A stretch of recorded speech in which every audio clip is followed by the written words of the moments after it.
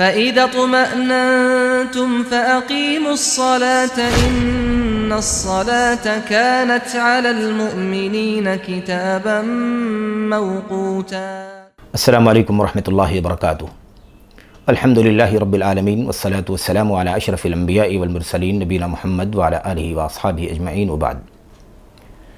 نماز سیریز کے تحت نماز کی شرطوں سے متعلق آخری شرط یہ ہے کہ نماز جو اللہ تبارک و تعالیٰ کی عبادات میں سے ایک نہایت ہی عظیم الشان عبادت ہے، اس کے لیے نیت شرط ہے۔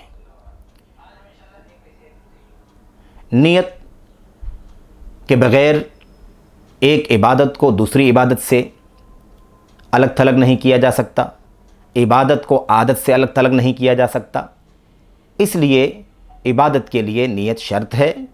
اور نیت کی جو جگہ ہے وہ دل ہے، یعنی نیت جس کے معنی ہوتے ہیں ارادۃ القلب، دل کا ارادہ، اس لیے یہ دل کے ارادے ہی کی حیثیت سے مطلوب ہے، اور یہی اصل میں نیت کا معنی اور مفہوم ہے عربی زبان و ادب کے اندر، اللہ کے دین اور شریعت کے اندر، اور نبی کریم صلی اللہ علیہ وسلم کے صحابہ اور امت کے خیر القرون کے عمل کے ذریعے سے۔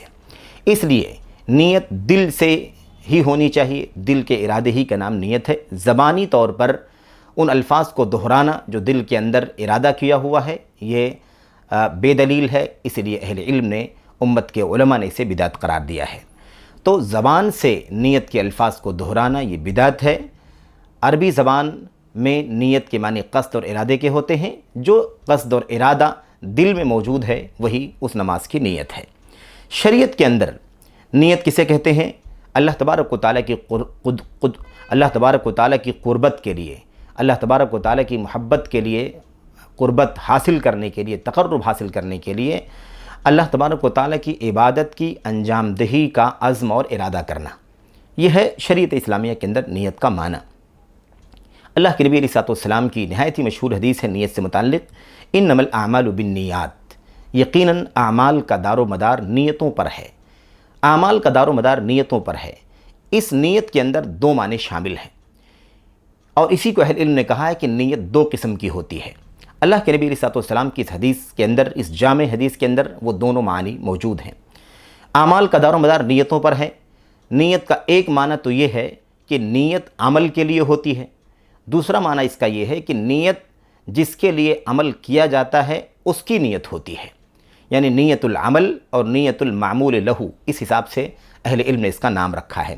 عمل کی نیت کا مطلب یہ ہے، معمول لہو کی نیت کا مطلب یہ ہے، یعنی جس کے لیے عمل کیا جانا چاہیے اس کی نیت کا مطلب یہ ہوتا ہے کہ اللہ تبارک و تعالیٰ کے لیے اخلاص ہونا چاہیے، نیت خالص ہونی چاہیے کہ یہ عبادت کا کام ہم صرف اللہ کے لیے انجام دے رہے ہیں، اللہ کو راضی کرنے کے لیے، اس کو خوش کرنے کے لیے ہم یہ عبادت اور یہ بندگی کا کام انجام دے رہے ہیں۔ تو ایک چیز تو نیت کے اندر یہ موجود ہے، ہونی چاہیے، مطلوب ہے۔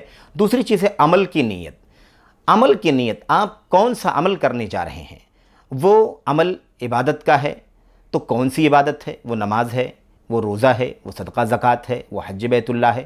تو ایک تو عبادات کی امتیاز کے لیے نیت ہونی چاہیے، اور دوسری چیز جو اس ضمن میں مطلوب ہے وہ یہ ہے کہ اگر ہم مثال کے طور پر نماز کی نیت کرتے ہیں، دل میں نماز کا ارادہ ہے، تو اس ساتھ ہی ساتھ یہ بھی ہونا چاہیے دل کے ارادے کے اندر کہ یہ کون سی نماز ہے۔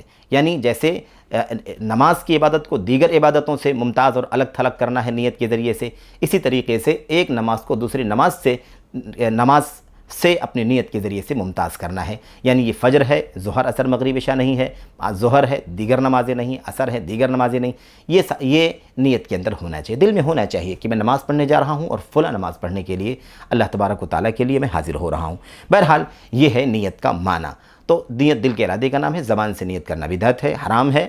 نیت کا وقت کیا ہے؟ نیت کا وقت جو ہے وہ عبادت سے پہلے ہے یا عبادت کے آغاز میں ہے، یعنی نیت جو ہے وہ عمل سے پہلے ہے، عمل عبادت بعد میں ہے، اور نیت عبادت اس سے پہلے ہے۔ پہلے نیت ہوگی، بعد میں عمل ہوگا۔ ایسا نہیں ہو سکتا کہ عمل شروع کر دیا جائے اور درمیان میں نیت کی جائے، ایسی صورت میں نیت غیر معتبر ہوگی۔ یا کوئی عمل شروع کر دیا جائے کسی اور نیت سے اور درمیان میں اس نیت کو تبدیل کرنے کا ارادہ ہو جائے یعنی دوسری نیت کر لے آدمی کہ یہ اس نیت سے نہیں بلکہ میں اس نیت سے کر رہا ہوں، تو یہ دونوں صورتیں ممکن نہیں ہے۔ اس لیے عبادت سے پہلے نیت ہونی چاہیے، نماز شروع کرنے سے پہلے نیت ہونی چاہیے کہ نماز ہے، ظہر کی نماز ہے، یہ نماز ہے، فلاں نماز ہے۔ یہ عبادت کے لیے نیت کا طریقہ ہے۔ اسی لیے اہل علم نے یہاں تک بھی وضاحت کی ہے، علامہ ابن باز رحمۃ اللہ علیہ اور دیگر علماء نے، کہ آدمی کو چاہیے کہ تکبیر تحریمہ سے چند لمحے پہلے اس کے دل میں یہ استحضار ہونا چاہیے کہ یہ نماز ظہر ہے، یہ نماز فلاں ہے، اور اس کے ساتھ اسے تکبیر تحریمہ کہنا چاہیے، تاکہ اشکال ہی ختم ہو جائے کہ نیت کی جگہ کیا ہے، 10 منٹ پہلے، وضو کے وقت یا اس سے پہلے۔ بلکہ اس سارے اختلاف سے بچنے کے لیے آدمی کو چاہیے کہ تحریمہ سے پہلے اپنے دل میں یہ چیز آمادہ کر لے دل کو، یا استحضار کر لے کہ یہ فلاں نماز ہے اور میں اس کے لیے تکبیر تحریمہ کہہ رہا ہوں۔ یہ اختصار کے ساتھ چند باتیں ہیں نیت کے سلسلے میں، اور نیت بہرحال مطلوب ہے، کیونکہ ظاہر ہے کہ عبادتیں بھی مختلف ہیں، عبادتوں کی حیثیتیں بھی مختلف ہیں، عبادتوں کی قسمیں بھی مختلف ہیں، اس لیے دل کے اندر یہ چیز مستحضر ہونا چاہیے کہ وہ کیا کرنے جا رہا ہے۔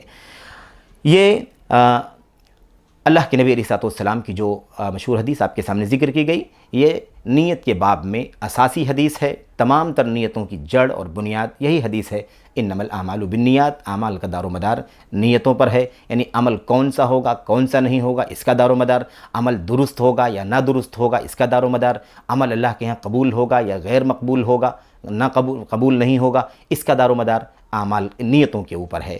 یہ جامع حدیث ہے۔ اللہ سے دعا کرتے ہیں کہ اللہ تبارک و تعالیٰ اس شرط کی بھی تکمیل بنیادی طور پر ہمیں شروع میں ہی کرنا ضروری ہے۔ اللہ اس کے ساتھ ہمیں نماز کی پابندی کرنے کی توفیق عطا فرمائے، دیگر عبادتوں کی انجام دہی کی توفیق عطا فرمائے۔ آمین رب العالمین۔ والسلام علیکم ورحمۃ اللہ وبرکاتہ۔